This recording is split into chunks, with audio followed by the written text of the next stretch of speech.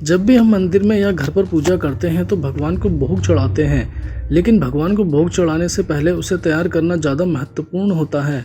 दरअसल भगवान का भोग बनाना केवल खाना बनाने की प्रक्रिया नहीं है, बल्कि यह एक तरह की साधना है। जब कोई व्यक्ति भगवान के लिए भोग तैयार करता है तो उसमें सिर्फ सामग्री ही नहीं, बल्कि वह अपने भगवान के प्रति श्रद्धा भी मिलाता है। इसलिए कहते हैं कि भगवान का भोग बनाने में शुद्धता और पवित्रता का बहुत महत्व होता है। वहीं वृंदावन के जाने माने संत प्रेमानंद जी से भी एक भक्त ने ऐसा ही प्रश्न किया। भक्त ने पूछा, भगवान का भोग बनाते हुए उसमें मक्खी या कुछ गिर जाए तो क्या करें? इस पर प्रेमानंद जी महाराज ने उत्तर देते हुए कहा कि जब हम श्री जी के लिए भोग बनाते हैं तो बहुत ही ध्यान रखना पड़ता है, क्योंकि भगवान को जो भोग चढ़ाते हुए बिल्कुल साफ सुथरा और पवित्र होना चाहिए। अगर उस समय भोग बनाते समय मक्खी या मच्छर गिर जाए या हमारे बाल उसमें गिर जाए तब सब प्रसाद खराब हो जाता है। ऐसा भोजन भगवान को चढ़ाना सही नहीं होता। इसे हम अशुद्ध भोजन कहते हैं, जो भगवान के भोग के लिए ठीक नहीं है।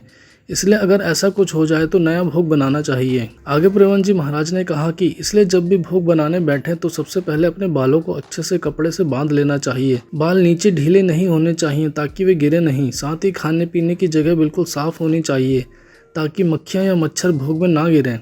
खाना बनाते वक्त पूरी तरह एकाग्र रहना चाहिए। ज़्यादा बातचीत करने से ध्यान भटकता है और गलती होने की संभावना रहती है। अगर बात करनी हो तो धीरे धीरे करें, ज़्यादा शोर शराबा ना हो, क्योंकि भोग बनाते वक्त अगर ध्यान नहीं दिया तो हमारी शुद्धता बिगड़ सकती है। फिर हम ठाकुर जी को पूर्ण भोग नहीं लगा पाएंगे। फिर प्रेमानंद जी महाराज आगे कहते हैं, हमारे भोग में झूठापन, अशुद्धता या कोई गंदगी नहीं होनी चाहिए।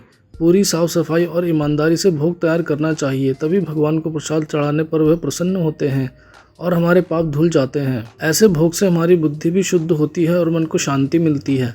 इसलिए हर कोई जो भोग बनाता है उसे इस बात का ध्यान रखना चाहिए कि मक्खी, मच्छर या बाल आदि खाने में ना गिरें, तभी भगवान का भोग सफल माना जाता है और हमें उनका दया और आशीर्वाद मिलता है। ऐसी तमाम जानकारियों के लिए मोक्ष चैनल को सब्सक्राइब कर दें, बेल आइकन को भी जरूर दबा दें ताकि आपसे कोई भी महत्वपूर्ण जानकारी ना छूटे और साथ ही साथ हर एक वीडियो को नोटिफिकेशन आप तक पहुंचे। कोई शिकायत या सजेशन देना चाहते हो तो नीचे कमेंट सेक्शन के माध्यम से दें।